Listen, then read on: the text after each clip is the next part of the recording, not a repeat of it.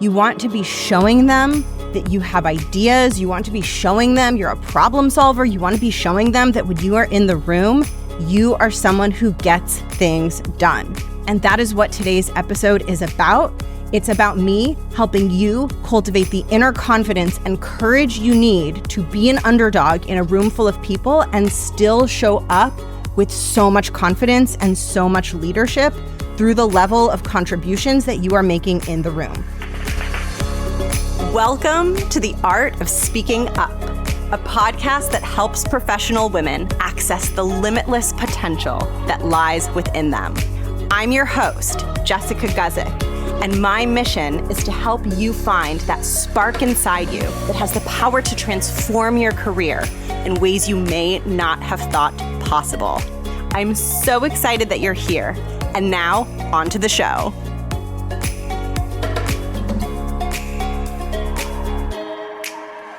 Welcome to the podcast. Thank you for tuning in. I'm Jess. I'm the host and creator of the Art of Speaking Up podcast, and I'm a coach for professional women. I am here to help you build your confidence, develop a powerful voice at work, and thrive as you elevate into leadership roles. And today's episode is on one of the topics that I feel most strongly about as a coach, because it was a big struggle and a huge growth area for me when I had my corporate career. And that is the topic of learning to speak up more, have a stronger voice, have more of a leadership presence in meetings at work so that you can be making a bigger contribution, so that you can be developing your reputation as a thought leader, and so that you can be getting ahead within your organization. The way that I often think about my work as a coach is a lot of times I'm working backwards from the goals and dreams that I am helping you with. And one goal and dream that so many of my clients and listeners of this podcast hold deep within their hearts is the goal and dream of proving to themselves that they can elevate into a bigger role, that they can become a leader and have a higher level position.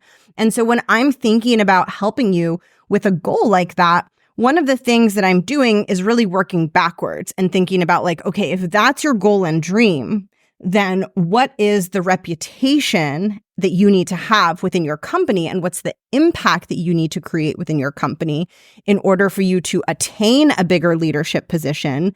And then it's like, okay, if this is the reputation that you need to have to move into leadership positions, then how do you want to be showing up in meetings, in work conversations, so that you are developing that reputation? Your growth at your company is going to map back to the level of leadership and the amount of thought leadership and contribution that you are making when you are in rooms with key people at your organization. You want to be showing them that you have ideas. You want to be showing them you're a problem solver. You want to be showing them that when you are in the room, you are someone who gets things done.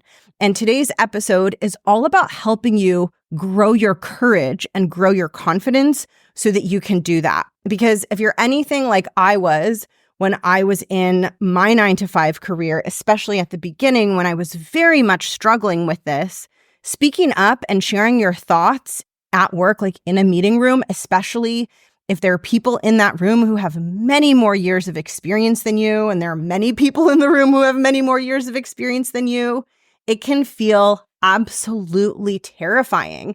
And there are so many barriers and hurdles that you have to overcome. You have to trust that your ideas and suggestions are good, that you've got quality thinking to share. And then you have to have the courage to share it out loud and expose your thoughts to other people for them to see and hear and evaluate. And that can be incredibly scary. And so often what I see is people think, if I have better communication skills and if I get better at articulating my thoughts, then it won't be so scary for me. Then it will be easier for me to speak up. And while it's true that having strong communication skills is enormously beneficial because it's going to help you be impressive when you do speak up, I think the problem is people tend to get very focused on that, and they focus too much on that and not enough on the inner confidence, the courage, the emotional resilience that you need to be able to take up space in a situation that's intimidating, in a situation where you're the underdog, right? Like we really are talking about underdog situations because by definition, to build a powerful reputation, to get ahead, to get promoted in your career, you have to impress people above you. You have to impress the people who have many more years of experience than you. That means you need to have the psychological strength to be able to be in a room where you're the underdog, but to be able to show up and speak up as if you are not the underdog, as if you are the top dog in the room. And that is hard. That is not an easy thing to do, but with the proper focus, with the proper intention, it is something that you can learn to do. And that is why I love this work so much. And that is what today's episode is about. It's about me helping you cultivate the inner confidence and courage you need to be an underdog in a room full of people and still show up with so much confidence and so much leadership through the level of contributions that you are making in the room. In today's episode, I'm going to help you do this by teaching you a framework called the Gatherers versus Explorers framework. I'm going to explain what the framework is, and I'm going to teach you how you can use it to build up your courage so that you can be a stronger voice in those rooms, so that you can then develop a really powerful reputation, and so that you can be on the career path to the role of your dreams. Before I dive in, two quick but very exciting announcements. Announcement number one, mark your calendar. Monday, October 7th, I am opening enrollment for the upcoming cohort of the Art of Speaking Up Academy. This is my signature program where I help you build confidence and become a stronger voice in the room. If you are ready to commit to a deeper transformational journey of learning to believe in yourself and learning to speak like a leader in those rooms and conversations at work, and you love the idea of having a guided curriculum that walks you through the inner work that you need to build your internal confidence and the verbal communication skills you need to be super impressive when you speak, then this is the program for you. Enrollment is going to be by application only, and I will be opening applications Monday, October 7th. And the second announcement, which is closely linked, is that I released a free pop-up training called 3 Steps to an Unstoppable Meeting Presence, where I walk you through my 3-step process. This is the process and underlying philosophy that I am using with my clients to help them go from quiet and doubtful and second guessing to feeling more certain of themselves, more confident, and speaking up more frequently and more effectively in meetings. If you want to go in depth and learn exactly what that 3-step process is and what the journey to a confident, self-assured voice looks like, grab it for free by clicking the link in the show notes or heading to jessguzikcoaching.com/unstoppable. And now let's get deeper into the episode. Okay, so now it is time for me to get into the distinction between what I call gatherers and explorers. So gatherers and explorers are basically archetypes that I use to think about different ways that you can act and show up in a workplace. And your goal should be to transition yourself from gatherer to explorer as quickly as you possibly can. So what I'm going to do is I'm going to explain what is a gatherer and what is an explorer. And then I'm going to walk you through making the transition from gatherer to explorer. Gatherer is a very hard word to say, so you might have to bear with me on this one. So the best way for me to teach you the difference is using the analogy of an island. So I want you to imagine that there's a group of people who live on an island, and it's a very lush island filled with lots of fruit trees and berries, and lots of yummy, delicious things are growing on the island. But it's also a really big island where all of these trees and berry bushes and plants, they're not always easy to find. Sometimes you really have to go looking for them. And I want you to imagine that the people on the island basically divide themselves up into 2 groups, the gatherers and the explorers. So the job of the gatherers is to go around to the fruit trees and to the berry bushes that everyone already knows about and kind of like follow a route, kind of like the mailman or mail person follows a route. The gatherers follow a route to pick the fruits off the trees. So maybe stop one is like the apple tree that's all the way down there. And then I'm going to stop at the blueberry bush. And, you get the picture. They have a set route. They follow the route and they gather the fruits and berries, etc. That's why they're called gatherers. Now, the explorers on the island, their job is to go out and explore and to find new trees and to find new berry bushes. I don't even know if a berry bush is a real thing, but we're just going to assume that it is. So that's the job of the explorer. And we need both of them. Like the island people need both of them because, a given tree might run out of fruits. And so then we need explorers to go out and find new trees. But we also need gatherers to just make sure that they're going and harvesting the fruits. And so I love this island example because it can really help you understand the different ways of showing up in a workplace. So just like there's gatherers and explorers on this island, there's also gatherers and explorers in the workplace. So gatherers in a workplace tend to be the people that are getting the work done and doing the execution, just like the gatherers on the island are gathering the fruits. Whereas in a workplace, the explorers tend to be the people that are leading the way and kind of paving the path forward. So just like on the island, the explorers are going out and finding new things, but it's the gatherers who are doing the actual work of harvesting the fruits from the new things that the explorers are discovering. So in a work setting, the explorers tend to be the people in leadership positions. They are the people setting direction, identifying new things, and the gatherers tend to be the people in middle management and individual contributor positions. The direction is already being set for them, and they're just going out and doing the work.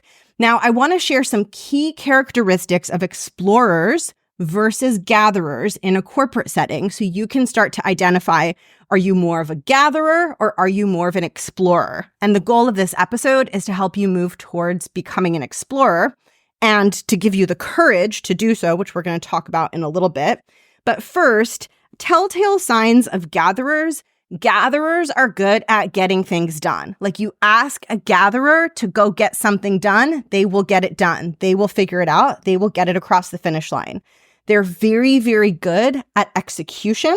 They are primarily found in individual contributor and middle management positions. That's where a gatherer can really add the most value in an organization because in those levels, the organization really needs people who can just show up and get it done.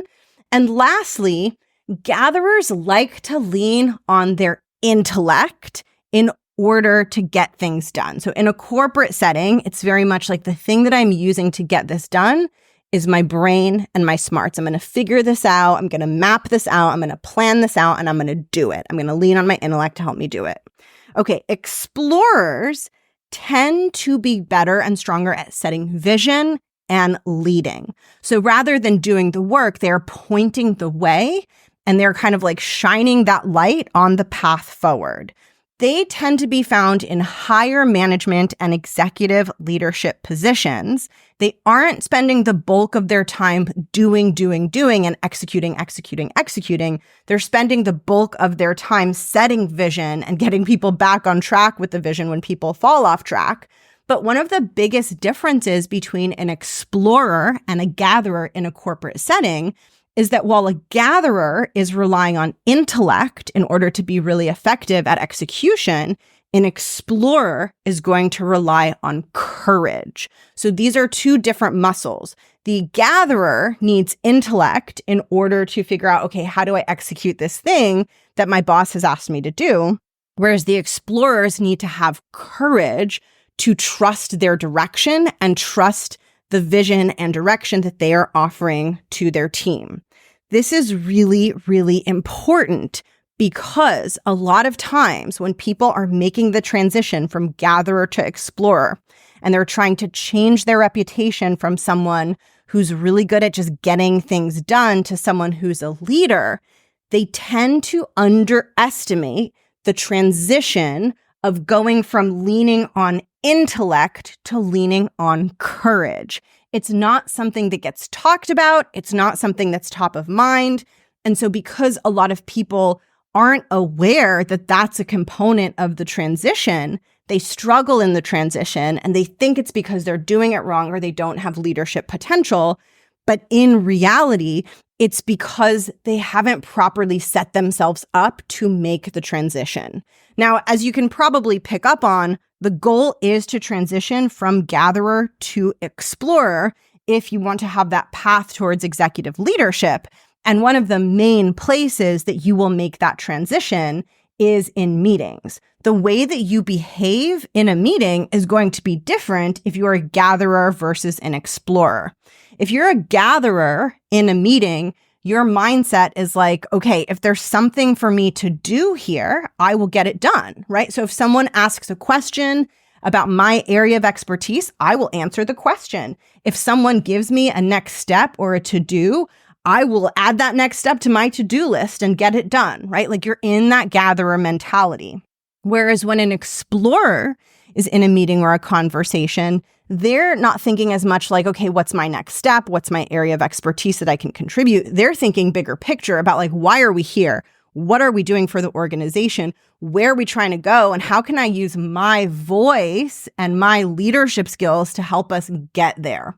So they're not as much in the weeds. They're not as much focused on just their specific area of expertise. They're thinking bigger picture, and they're seeing themselves as not just responsible for their individual area of focus and expertise, but they're seeing themselves as responsible for the collective bigger goal that's being accomplished, which means that an explorer, by definition, is going to be more vocal if they are sitting in a room. Because if they see themselves as being responsible for the bigger picture, they're not going to wait until someone needs them to answer a specific question. They're not going to wait until someone gives them a to-do. They're going to figure out what the to-do should be. They're going to help with setting the direction. So going back to the island example, if you have a bunch of people on the island gathered and they're talking about like, okay, how are we going to get our berries and our apples for next month, right? All of the gatherers sitting in that meeting on the island would just be waiting for the explorers to be like, okay, you're going to cover this apple tree and this blueberry bush, right? Like the gatherers wouldn't be thinking, how can we help the explorers go find new trees or go find new bushes? The gatherers would just be thinking like, okay, cool. I'm waiting for the explorers to tell me what bush they want me to cover so I can go out and pick the berries. Whereas in that monthly meeting that these island people are having, the explorers would be like, okay, we've explored the south side of the island. Like we've pretty much found everything. So now we need to think about like, do we want to go north? Do we want to try like going east? And so they're thinking bigger picture. But if the gatherers are very much in a space of like, okay, just tell me what blueberry bush and I'm there, like, and they're just waiting for that piece, they're not going to join in the conversation around how to explore the island. And so you can also see then the explorers are going to make more of an impression as a leader in that forum. It's the same in a work situation as well. Now, the difference in a corporate setting versus the island example that I shared with you is that on the island, all of those people have designated roles, but in corporate, it's a lot fuzzier. Yes, you might theoretically be in an individual contributor role. Maybe you're theoretically in middle management, but when you're all in a meeting, like when you're in a meeting with leaders and executives, it's not like you're only allowed to participate as a gatherer. And I think this is a place where people often get stuck. You get to choose how you're going to participate. You get to choose if you want to just be a gatherer in that meeting or if you want to be an explorer. And if you want to develop a reputation as a leader, you for sure want to choose to show up as an explorer. So the roles aren't as designated. They're not as fixed. And this is where you have the opportunity to really stand out. Now, what I want to talk about is why the transition from gatherer to explorer, particularly in work meetings and conversations, can be a tricky transition to make, and how to set yourself up for success on your journey from gatherer to explorer. And to do that, we're going to go back to the island example, and we're going to use our friend Amy. I like bringing Amy in to help us learn things. I want you to imagine that Amy is a gatherer on the island. So let's just call the island Fruit Island, since this is a fruit-themed analogy. I want you to imagine that Amy is a gatherer on Fruit Island, and she decides that she wants to be an explorer. And she's like, I'm ready to up-level my career on this island. I'm tired of just gathering the same old berries from the same old bushes day after day. It is time for me to make an impact. So she talks to the people on the island. They agree to give her a trial period, and they're like, okay, why don't you spend a week switching from gatherer duties to explorer duties? And then if it goes well, maybe you can become an explorer.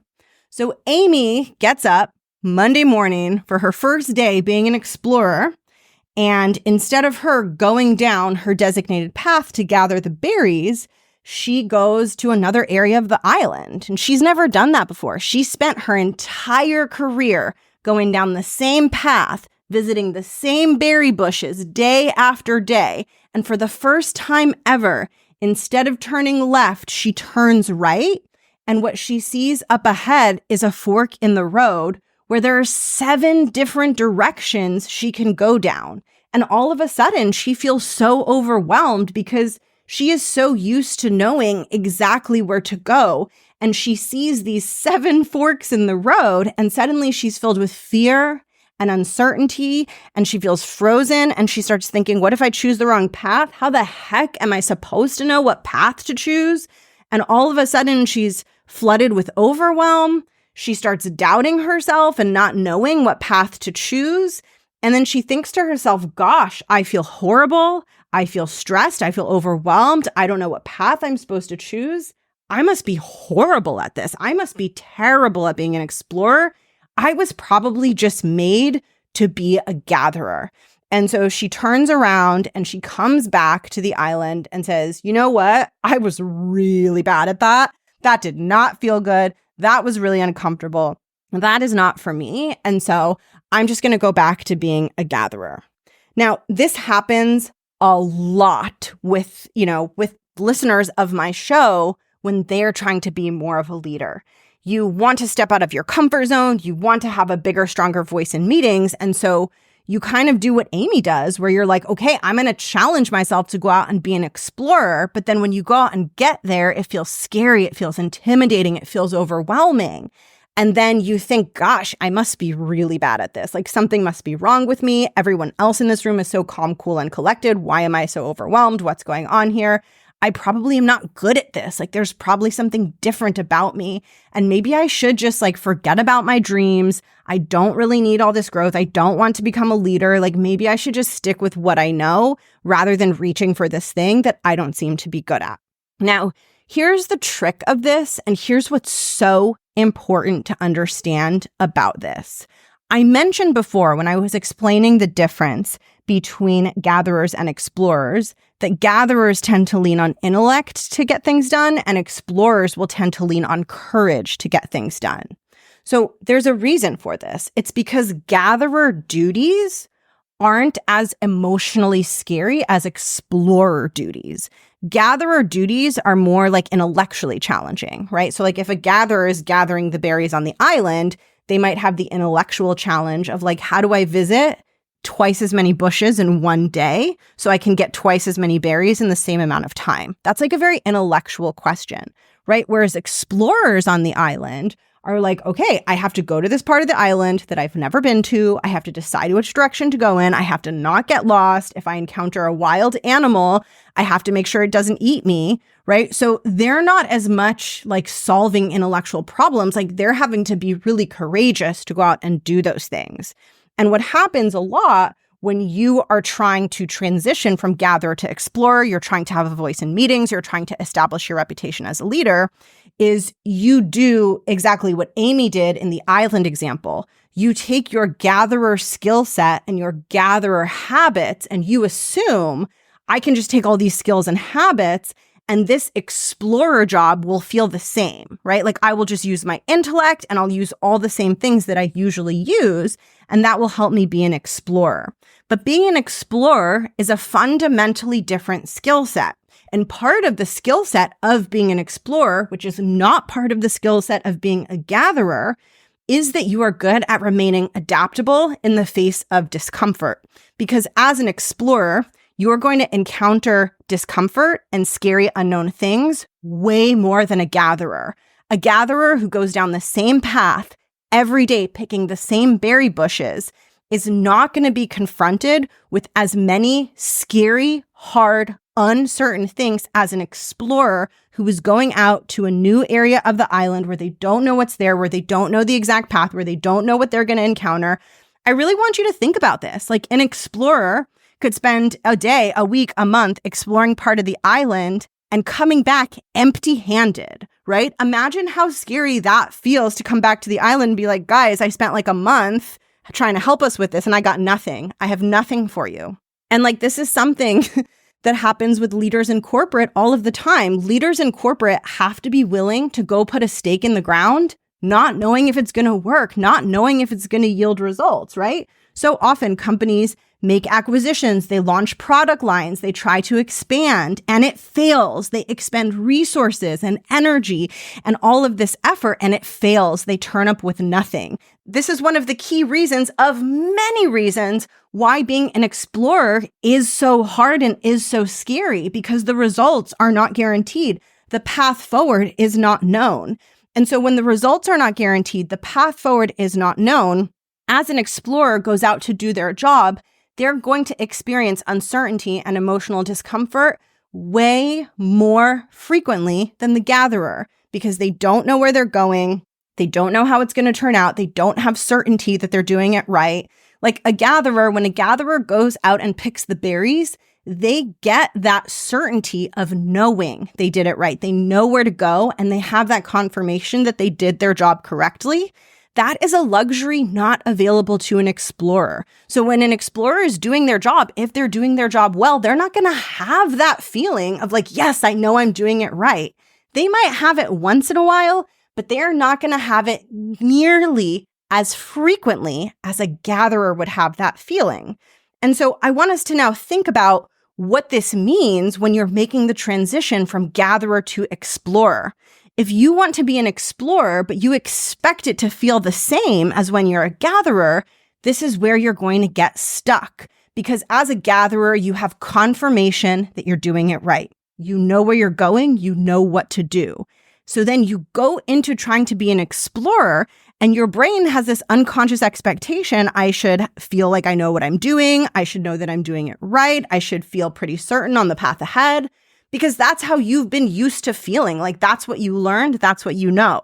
And then you go and you show up to be an explorer, just like Amy tried to be an explorer, and all of those things are gone. You don't have the certainty, you don't have the validation, you don't know if you're doing it right. And you go from the gatherer situation where there's less scariness and less moments of emotional discomfort to the explorer situation where it's continuous uncertainty, continuous discomfort. And instead of realizing that that's happening because you're trying to do a different role, you think something's wrong with you, and you think that no one else feels the way that you feel, and you think that you are missing something that other people have. When in reality, the people around you who seem so comfortable being explorers probably went through a transition when they had to stop being a gatherer and start being an explorer, where it felt just as difficult for them as it felt for you, but you are comparing yourself to them at the end of their journey. So it would be like Amy comparing herself to another gatherer who transitioned to being an explorer 10 years ago. And she's like, gosh, Bob is so comfortable being an explorer, and he was a gatherer too. Like, and it's so hard for me. Something must be wrong with me. No, that's not a fair comparison. That's not a comparison that is fair to make. And so what's so important to understand is that discomfort is part of becoming an explorer. And it's not a sign that you don't have leadership potential. It's a sign that you are building the muscle of shifting from leaning on intellect to do your job to leaning on courage. And so what you need different tools, not the gatherer tools. You need a whole different set of tools that are going to support you in having the courage to show up for the scariness of the explorer role. Now, what makes being an explorer in a corporate setting even more challenging than on the island setting example is that in a corporate setting, people are watching you. So when Amy goes out to be an explorer and she just has to go out and walk the path and discover new berry bushes, no one's watching her, right? Like she has privacy and some anonymity in this process. But in corporate, because your most important moments as an explorer will happen when you are in rooms with other people, because by definition, those are the moments where your reputation can become solidified the most. Because that is true, you are basically doing what Amy's doing. You're learning to become an explorer, but everyone's watching you. So instead of you like roaming the island, exploring anonymously, it's almost like there's a huge stadium of people around you watching you learn this new uncomfortable thing. This is why this is so hard, because not only are you facing emotional discomfort, but also everyone's watching you. And that makes it feel really scary because now your brain has to contend with all these fears of like, what are people thinking? And are people judging me? And are they going to think I'm stupid? And if I get this wrong, am I going to look stupid? But I think what's so important and what's so useful in the transition from gatherer to explorer and in the journey of finding your voice and finding that leadership at work and in those conversations is to realize that the discomfort and those bad, uncomfortable feelings that you are experiencing are not a sign that something is wrong with you. They are a sign that something is right with you. And I really want you to slow down and let that sink in. When you are stretching yourself to be an explorer and it feels awful and it feels uncertain and it feels so scary and you're about to share something, you're about to speak up and you're like, oh my gosh, I feel like I want to throw up all over myself. When you have that feeling, instead of thinking I must be doing something wrong, the magic is in learning to think that you must be doing something right, because it takes someone of incredible strength to be willing to make that transition. You have to have incredible ambition. You have to have incredible willingness to do something new and scary. So the fact that you are feeling that feeling means you possess that trait. It means that you are one of the people on the island who is still a gatherer, but is so committed and so determined to adding more value that they are willing to venture out into the great unknown, which is something that can be really, really hard for a gatherer to do. And so when you feel uncomfortable, instead of thinking, oh, I feel uncomfortable, something must be wrong with me, I want you to think, I'm willing to do this. This is uncomfortable. I feel uncomfortable. I'm such a badass for being willing to walk this path and being willing to choose between these 7 forks in the road and being willing to do that while people are watching me. Like, how much of a badass does it take to be willing to do that? It takes a lot. That is me. That is who I am. That is who I am showing up as. Because I find that when you view it that way, you feel way more motivated to stay in it. I want you to imagine if Amy went out to explore and she started to feel overwhelmed. Instead of her telling herself, I'm so bad at this, she was like, wow, damn, I am really, really good at being bold. Like, I am just an unstoppable force that I am willing to do this. If she was telling herself those kinds of things, she probably wouldn't give up at the first sign of discomfort. She would probably see the 7 forks in the road and take a deep breath and be like, okay, we're doing this. And this is a fundamental thing that we have to learn to do. We have to learn to be with ourselves in those moments where we have the 7 forks in the road in front of us. Or for you, you're in a room with a bunch of people and there's lots of things you could say and lots of things you can share. And you have to choose your level of participation and choose what to say and commit to it and say it out loud, right? Like, that's a moment where there's 7 forks in the road and you don't know which one is the best one. And you just have to choose and trust yourself. We have to learn how to be with ourselves in a different way in those moments. Most of us have learned throughout our lives very specific ways of being with ourselves when we have that moment of fear, when we see that fork in the road. And for many of us, this is something I work on so often with my clients, but for many of us, as soon as we reach the fork in the road, we start judging ourselves and criticizing ourselves and shaming ourselves and saying really mean things to ourselves, like you're not smart enough, you'll never figure this out, who do you think you are to try to do this? Everyone's going to laugh at you. You're going to make yourself look stupid, like stop trying, who do you think you are?